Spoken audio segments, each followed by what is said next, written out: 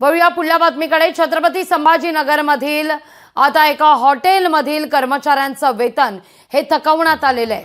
Wits हॉटेलमधील कर्मचाऱ्यांचा पगार नसल्यानं कर्मचारी आक्रमक झालेले आहेत। छत्रपती संभाजीनगरमध्ये मंत्री संजय शिरसाट यांच्या मुलाच्या नावे हे हॉटेल होतं। हॉटेलमधील कर्मचाऱ्यांचं मागील 4 महिन्यांपासून वेतन हे थकीत असल्याचं म्हटलं जात आहे। मंत्री संजय शिरसाट यांच्या मुलाच्या नावे सुरू असलेल्या हॉटेलवरून राजकारण एकीकडे सुरू असताना दुसरीकडे हॉटेलमधील कर्मचाऱ्यांचा मागील 4 महिन्यांपासून पगार झालेला नाहीये। हा 5वा महिना आहे जिल्हा प्रशासनाकडून पगार मिळत नसून आज या हॉटेलमध्ये काम करणारे कर्मचारी हे हॉटेल समोर एकत्रित आले आणि संताप व्यक्त करताना दिसले आहेत।